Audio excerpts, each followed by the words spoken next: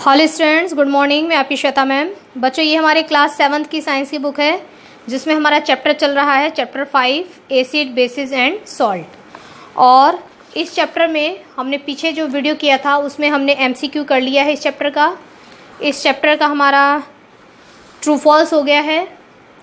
ठीक है, ये ट्रू फॉल्स डन हो गया, फिलअप हो चुका है। अब इसमें ये वन वर्ड बच्चों हम बाद में करेंगे। आज हम करेंगे पहले शॉर्ट क्वेश्चन आंसर करने के बाद हम वन वर्ड करेंगे और उसके बाद हम करेंगे लॉन्ग क्वेश्चन आंसर। ओके बच्चों, तो स्टार्ट करते हैं हम शॉर्ट क्वेश्चन आंसर से। शॉर्ट क्वेश्चन आंसर में देखिए आपका फर्स्ट क्वेश्चन क्या कह रहा है, what is a neutralisation reaction. कह रहा है न्यूट्रलाइजेशन रिएक्शन क्या होता है, गिव एन एग्जाम्पल। इसका एक एग्जाम्पल दीजिए। ओके बच्चों, एक बार वापस देख लीजिए। What is a neutralisation reaction, neutralisation reaction क्या होता है, गिव एन एग्जाम्पल। इसका हमको एग्जाम्पल देना है। आंसर के लिए हम जाएंगे बच्चों पेज नंबर 61 पर। देखिए बच्चों, न्यूट्रलाइजेशन रिएक्शन हमको वहाँ से क्वेश्चन से हेडिंग डालना है न्यूट्रलाइजेशन रिएक्शन। ठीक है, आप ये पूरा यहाँ से यहाँ तक हेडिंग नहीं डालेंगे, क्वेश्चन से हेडिंग डालेंगे न्यूट्रलाइजेशन और इसी में ऐड करेंगे यहाँ पर रिएक्शन। ठीक है, उसके बाद हम लिखना शुरू करेंगे यहाँ से, the process in which N acid completely react with a base to form salt and water is called neutralization reaction। Reaction भी आप आगे लिख देना। ठीक है, देखिए न्यूट्रलाइजेशन रिएक्शन का मतलब क्या होता है कि जब एक एसिड है और एक बेस हमने ले लिया, इन दोनों को जब हम आपस में मिक्स करते हैं, मिक्स करने का मतलब दोनों को आपस में हम रिएक्शन करवाते हैं। ये इसके साथ रिएक्शन कर रहा है और ये इसके साथ रिएक्शन कर रहा है। जब ये दोनों आपस में रिएक्शन करते हैं तो बनाते हैं सॉल्ट। ठीक है, क्या बनता है, सॉल्ट बनता है और साथ में क्या बनता है बच्चों, वाटर बनता है। तो ये जो सॉल्ट, अब देखिए जो इधर होते हैं, ये एरो होता है ना बच्चों, एरो के इधर ये जो होते हैं इनको हम बोलते हैं रिएक्टेंट। तो एसिड रिएक्टेंट है, बेस रिएक्टेंट है। ठीक है, ये दोनों आपस में मिल करके इन्होंने क्या बनाया, रिएक्शन करने के बाद, जो रिएक्शन करने के बाद बनाते हैं उसको हम बोलते हैं प्रोडक्ट। और प्रोडक्ट को लिखा जाता है एरो के इस साइड। तो प्रोडक्ट क्या बना, इसमें मेन प्रोडक्ट हमको बना है सॉल्ट। ठीक है, ये हमारा मेन प्रोडक्ट है और साथ में इसके साथ कुछ भी जो बन जाए उसको हम बोलते हैं बाय प्रोडक्ट। तो इसके साथ मेन प्रोडक्ट हमारा सॉल्ट है और वाटर क्या है, ये है बाय प्रोडक्ट। तो एक ऐसा रिएक्शन जिसमें एसिड और बेस आपस में रिएक्शन करके सॉल्ट और वाटर बनाते हैं, इस तरीके के रिएक्शन को हम बोलते हैं न्यूट्रलाइजेशन रिएक्शन। तो बच्चों यहाँ से लेके यहाँ तक आपको डेफिनेशन लिखना है। उसके बाद ऐसे ही लिखना है जैसे मैंने लिख रखा है और उसको कवर कर रखा है, बिल्कुल ऐसे ही आपको भी कवर करना है। यहाँ तक आप काम कर लीजिए, फिर मैं आगे आपको और दिखाती हूँ। इसको पहले राइट डाउन कर लीजिए।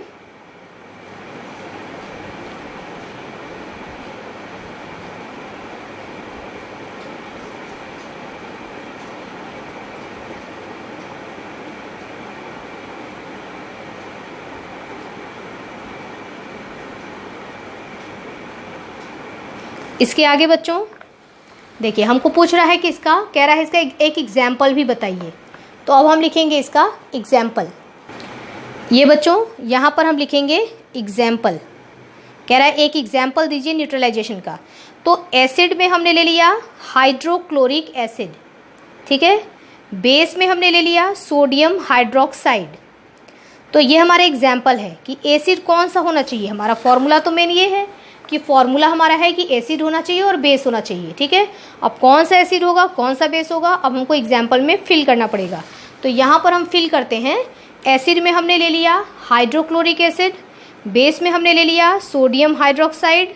ठीक है, और ये दोनों आपस में रिएक्शन करके यहाँ एरो लगाएंगे हम, और प्रोडक्ट क्या बना रहे हैं, कॉमन सॉल्ट और प्लस वाटर। अब इनका फॉर्मूले के फॉर्म में इनको हम लिखेंगे। इसको आप इसी तरीके से बिल्कुल ऐसे ही लिखेंगे कॉपी में।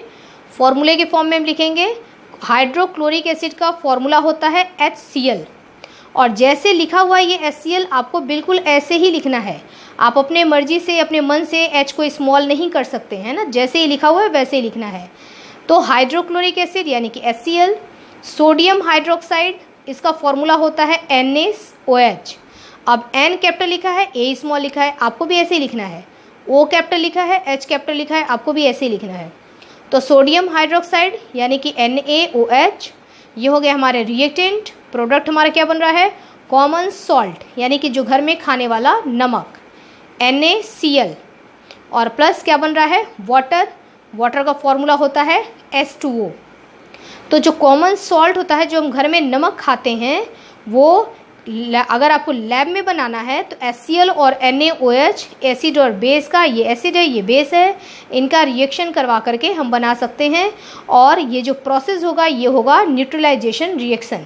इस रिएक्शन में क्या होता है कि एसिड जो होता है, एसिड की एक्टिविटी को, है ना, एसिड का जो अपना प्रॉपर्टी होता है उसको बेस न्यूट्रल कर देता है, और बेस की प्रॉपर्टी को एसिड न्यूट्रल कर देता है। ठीक है ना, दोनों एक दूसरे को न्यूट्रल कर देते हैं। इसका एसिडिक कैरेक्टर न्यूट्रलाइज हो जाता है, इसका बेसिक कैरेक्टर न्यूट्रलाइज हो जाता है, इसलिए इस रिएक्शन को बोला जाता है न्यूट्रलाइजेशन रिएक्शन। ओके बच्चों, इसको राइट डाउन कर लीजिए।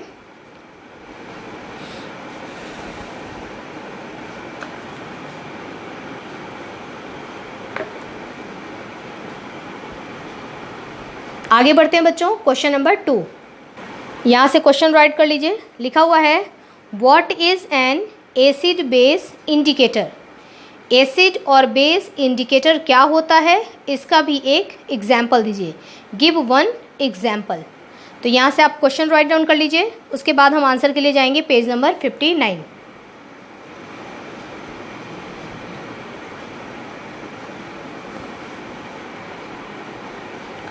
अब बच्चों क्वेश्चन से हम हेडिंग डालेंगे। क्वेश्चन में क्या लिखा हुआ था, एसिड बेस इंडिकेटर्स।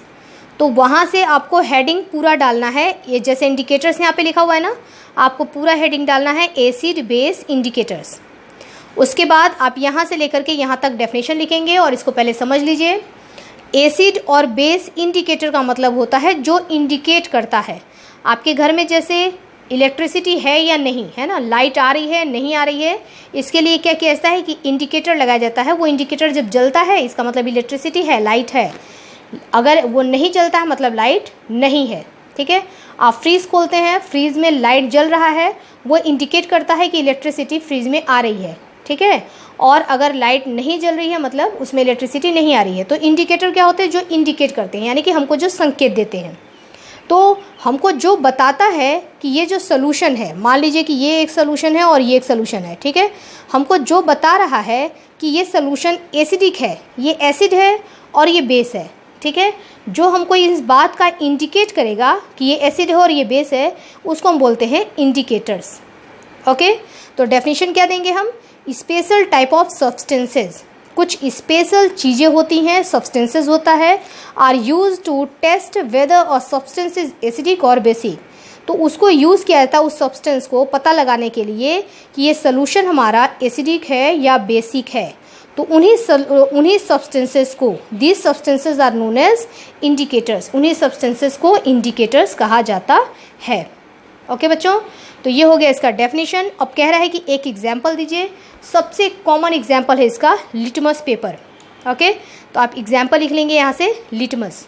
तो यहाँ से यहाँ तक डेफिनेशन लिख लीजिए, ये एग्जाम्पल लिख लीजिए, और हेडिंग डालेंगे acid base indicators.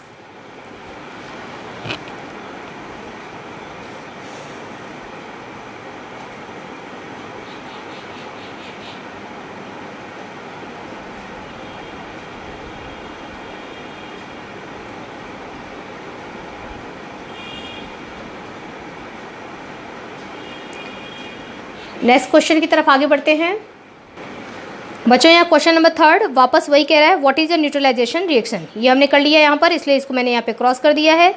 Question number 4 कह रहा है, does a neutralisation reaction always result in the formation of a neutral salt. यानी कि न्यूट्रलाइजेशन रिएक्शन जब होता है, जो हमने पहले पढ़ा, न्यूट्रलाइजेशन रिएक्शन जो होता है, क्या उसमें हमेशा न्यूट्रल सॉल्ट ही बनता है। ठीक है, ऐसा ये पूछ रहा है। हम आंसर लिखेंगे नो, नहीं, है ना। कब, जरूरी नहीं कि हमेशा न्यूट्रल सॉल्ट ही बने। जब कैसा एसिड है, हमने स्ट्रॉन्ग एसिड लिया है और वीक बेस लिया है या स्ट्रॉन्ग बेस लिया है, वीक एसिड लिया है, किस तरीके का हम एसिड और बेस ले रहे हैं उस पर डिपेंड करता है। तो इन सम केस है ना, कुछ केसेस में हम क्या ले रहे हैं, एसिड किस तरीके का ले रहे हैं, किस तरह का बेस ले रहे हैं, वो उस पर डिपेंड करता है। तो in some cases acidic and basic salts are also formed. तो हमेशा न्यूट्रल बनेगा जरूरी नहीं है, कुछ केसेस में एसिडिक सॉल्ट भी बनते हैं और बेसिक सॉल्ट भी बनते हैं। तो क्वेश्चन नंबर 4 का हमारा ये आंसर हो जाएगा। सबसे पहले आप क्वेश्चन को राइट डाउन करिए।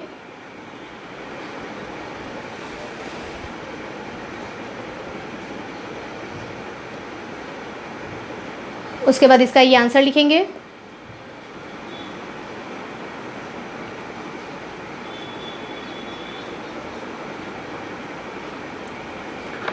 ओके बच्चों, नेक्स्ट है हमारा question number 5। Give 2 points of difference between acid and base. Acid और बेस में हमको डिफरेंस बताना है, केवल 2 पॉइंट्स। तो इसके लिए आंसर के लिए हम चलेंगे पेज नंबर 56, 50 और 58 पर। सबसे पहले यहाँ से आप क्वेश्चन राइट डाउन कर लीजिए।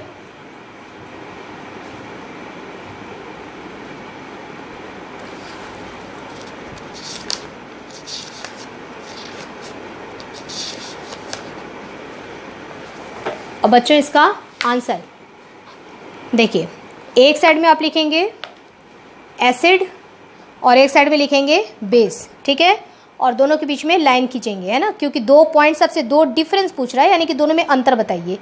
तो एसिड और बेस और बीच में लाइन खींच करके लिखेंगे। एसिड वाले में आप 2 पॉइंट लिख लीजिए। पहला, एसिड्स हैव अ सोर टेस्ट। एसिड जो होते हैं उनका टेस्ट, अगर आप उनको टेस्ट करेंगे तो उनका टेस्ट कैसा होता है, सोर, यानी कि खट्टा होता है, ठीक है। और सेकेंड पॉइंट हम क्या लिखेंगे, they turn blue litmus solution red. ये क्या करते हैं, लिटमस, मैंने आपको अभी पीछे पढ़ाया ना कि ये क्या होता है, हमारा इंडिकेटर होता है। अगर आपने लिटमस को, अगर ब्लू लिटमस को आपने एसिड में डाला है तो वो क्या करेगा, उसको रेड कलर में चेंज कर देगा। ब्लू लिटमस जो होगा वो रेड कलर में चेंज हो जा रहा है, इसका मतलब कि ये एसिड है। तो इसके ये 2 कैरेक्टर हम लेंगे, यहाँ से 2 कैरेक्टर, दोनों पॉइंट हम एसिड में लिखेंगे। उसके बाद मैं आपको बेस का बताती हूँ, पहले आप इसको राइट डाउन कर लीजिए।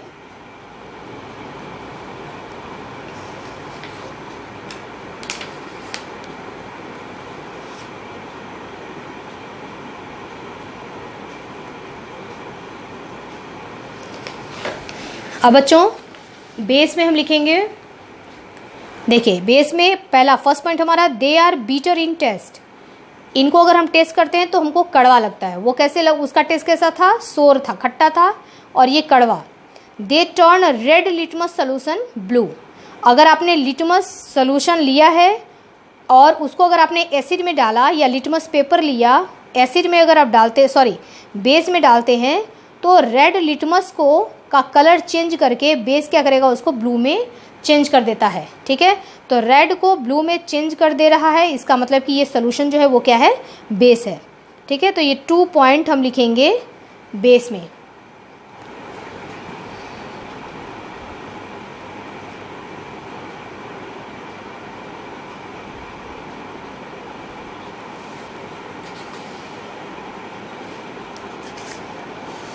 बच्चों अब हमारा इसमें मैंने आपको शॉर्ट क्वेश्चन आंसर ये समझा, एक्सप्लेन भी कर दिया पूरा, और हमारा ये राइट डाउन हो गया है। अब आपको इसको प्रिपेयर करना है। पहले इसको CW कॉपी में अच्छी तरीके से लिख लीजिएगा सुंदर राइटिंग में, फिर इसको प्रिपेयर करके और होमवर्क रजिस्टर में एक बार सेल्फ टेस्ट आपको देना है। ओके बच्चों, नेक्स्ट वीडियो में हम देखेंगे 1 वर्ड और उसके साथ ही स्टार्ट करेंगे लॉन्ग क्वेश्चन आंसर। ओके, अभी के लिए इतना ही, स्टडी करते रहिए। ओके बच्चों, हैव नाइस डे।